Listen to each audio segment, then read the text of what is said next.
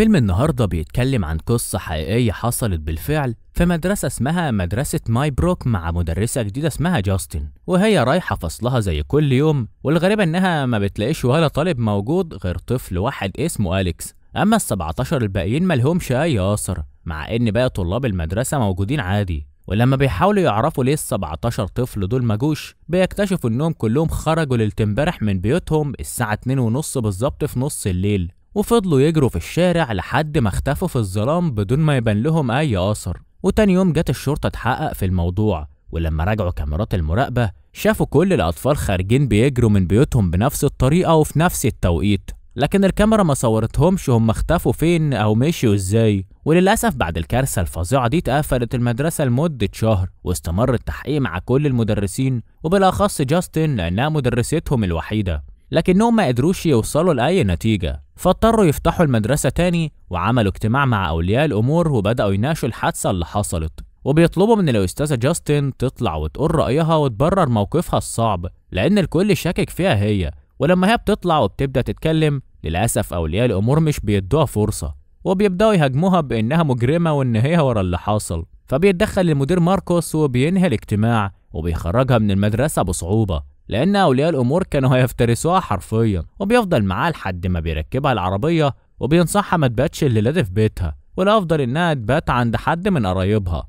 وبعد ما البنت بتركب عربيتها بتروح لمحل خاص بالويسكي وبتشتري نوعها المفضل، وبعد ما بترجع بيتها بتلاقي الباب بيخبط، فبتبص من الشباك عشان تشوف مين، لكنها مش بتلاقي حد. ولما بتبعد عن الباب بتسمع خبط سريع بطريقة مزعجة، فبتطلع تشوف ايه وبتتصدم لما بتلاقي كاتبين لها على العربية انها مشعوذة، لكنها مش بتهتم وبتدخل بيتها وبتستنى لما يطلع الصبح، وبتغسل العربية كويس من الألوان اللي عليها. وبعد ما بتروح المدرسة بتقعد تتكلم مع المدير وبتطلب منه يسمح لها تتكلم مع أليكس الطفل الوحيد اللي متبقي من أصحابه، بس المدير رفض وعرفها ان الولد نفسيته تعبانة جدا، لأنه الفترة اللي فاتت اتعرض لضغوطات نفسية صعبة زي تحقيق من رجال الشرطة واختفاء أصحابه، والجو نفسه كان ليه تأثير سلبي عليه، وعشان كده تنسى الموضوع ده وتشيله تماما من دماغها. وفي اليوم اللي بعده بتقف قدام المدرسة وبتستنى أليكس لما بيخرج، وبتفضل ماشية ورا الباص لحد بيته، وهناك بتنزل تخبط على الباب، لكنها بتستغرب ان مفيش حد بيرد، فخبطت تاني وتالت ورابع وبرضه مفيش اي حس جوه البيت،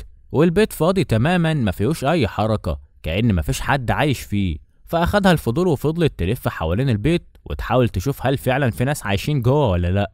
الغريب انها فعلا بتلاقي البيت فاضي وقديم كأنه مهجور، والمصيبة الأكبر من كده إنها بتشوف أهل أليكس قاعدين على الكنبة وشكلهم يخوف كأنهم تماثيل مش واعيين، أما أليكس فما كانش باين خالص كأنه فص ملح وداب. بعدها بترجع البيت وبتفضل تفكر في اللي شافته، ولما بتنام بتحلم بنفسها في الفصل وكل التلاميذ نايمين بشكل غريب كأنهم متخدرين ما عدا أليكس، هو الوحيد اللي بيقدر يرفع راسه. وهي لما بتشوف شكله قد ايه مخيف زي الأشباح بتصحى من النوم مفزوعة، عشان بعدها على طول تلاقي شبح سيدة عجوز في السقف، لكنه فجأة بيختفي وهي بتفضل تصرخ. ولما بتقوم تدور في البيت مش بتلاقي أي حد، فبتستنى لحد ما يطلع الصبح وبتروح المدرسة، وهناك بتحاول تتكلم مع أليكس لكنه مش بيديها وش وبيزعق لها وبيجري بسرعة وبيدخل البيت. فبتمشي وراه وبتخبط على الباب لكن محدش بيرضى يفتح لها، فبترجع تقعد في عربيتها وبتفضل تراقب البيت لحد ما بيدخل الليل، ومن غير ما تحس بتنام على نفسها من كتر التعب. فجأة بتخرج أم أليكس اللي بتكون شبه الزومبي وبتفتح باب العربية بشويش وبتقصلها شعرها كله ده وهي مش حاسة بأي حاجة.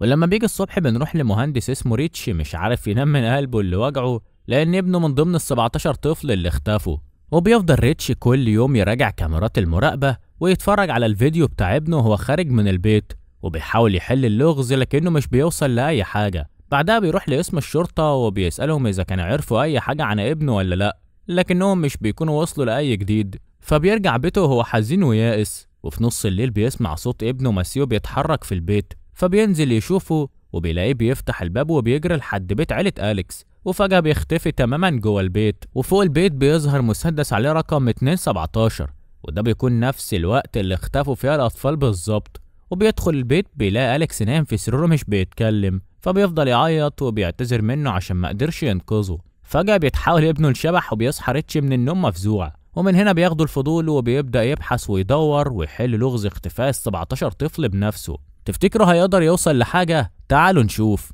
اول حاجه بيعملها بيروح يقابل جاستن وبيسالها ابنه فين، فهي كمان بتتعصب عليه لانها بتفهم ان هو الشخص اللي كان بيهددها. واثناء كلامهم مع بعض بيلاقوا المدير ماركوس جاي يجري وشكله مخيف ولبسه كله غرقان دم، بس الغريب هو انه جاي ومحدد هدفه اللي هي جاستن وعايز يقتلها. فريتشي بيمسكه وبيحاول يبعده عنها وهي بتهرب بسرعه وبتستخبى في المحل. بعدها بنرجع للماضي عشان نعرف القصه كلها. ركز معايا يا معلم.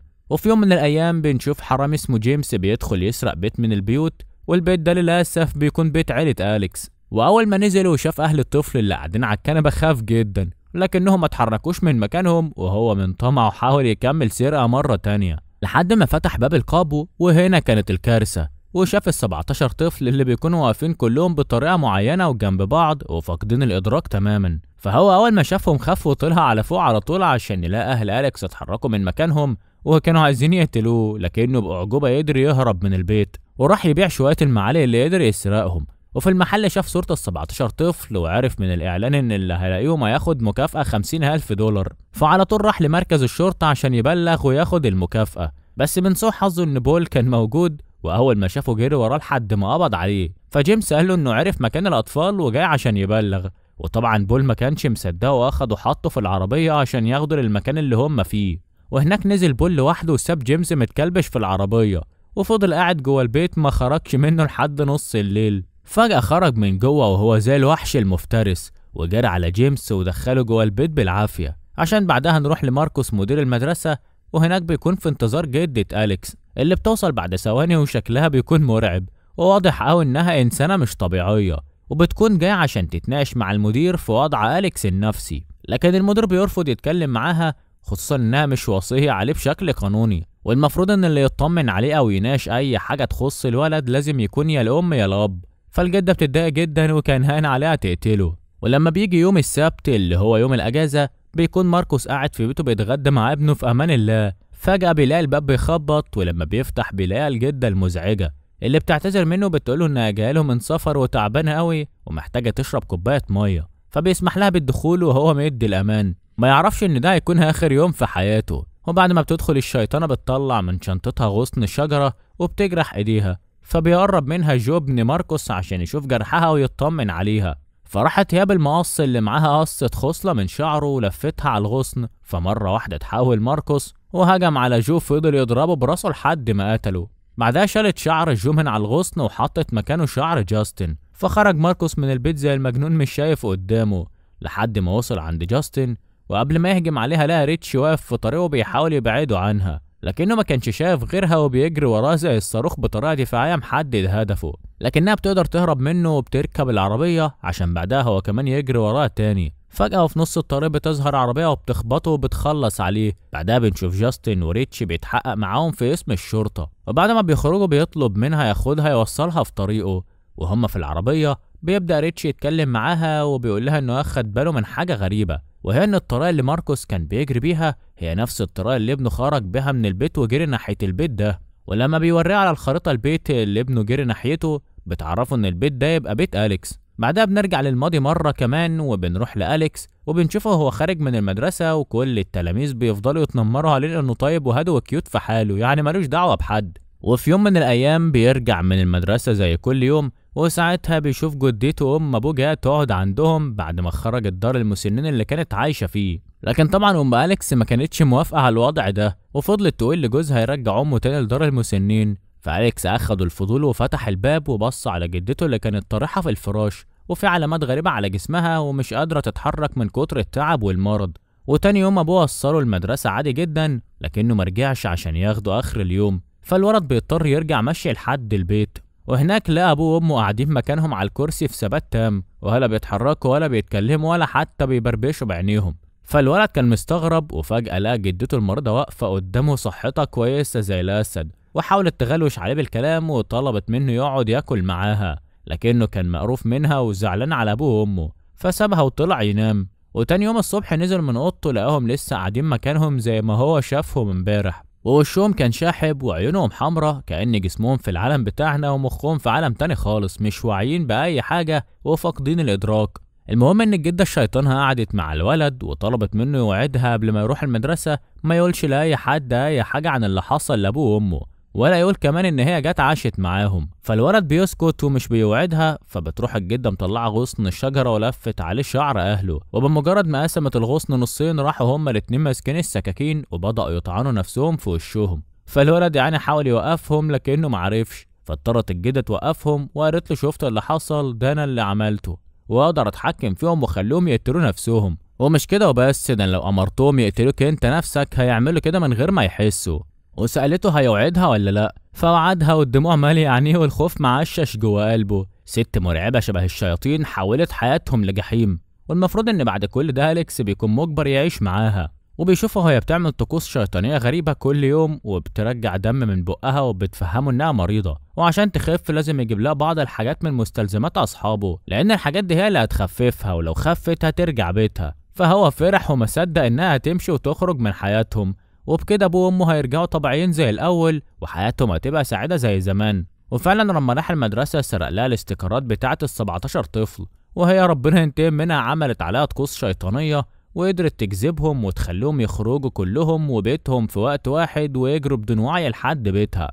ومن اليوم ده فضل أليكس كل يوم يقوم بمهام البيت ويأكل أبوه وأمه وكمان يأكل أصحابه ال17 تلميذ. هنا بنرجع للحاضر بعد ما عرفنا القصة كلها بدأت إزاي، وبنشوف ريتش وجاستن وهم لسه قاعدين في العربية بيراقبوا البيت من بره عشان يتفاجئوا ببول خارج من جوه وبيشاور لها عشان تروح له. فبتروح له فعلا، واول ما بتدخل بتدوس على الملح اللي على الارض، ولما بتدوس عليه بيتحول الشرطي وبيهجم عليها وبيحاول يقتلها.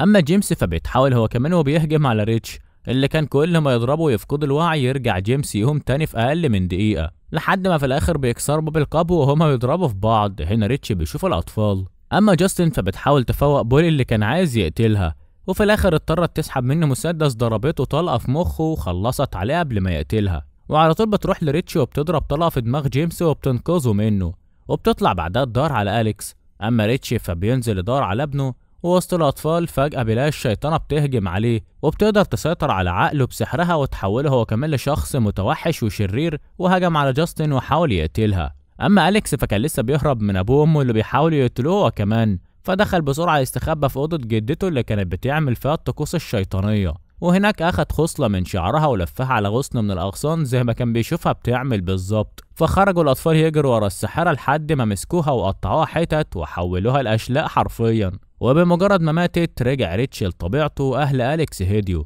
لكنهم فضلوا فاقدين الادراك هم والاطفال. وفي النهايه الاسطوره بتقول ان أليكس اخد امه وابوه وانتقلوا لمدينه تانية، ومع الوقت والمثابره والعلاج قدروا يرجعوا لطبيعتهم. اما الاطفال هم اللي اخدوا وقت لكنهم في النهايه اتحسنوا وبقوا كويسين. ولحد هنا بيخلص الفيلم. سلام.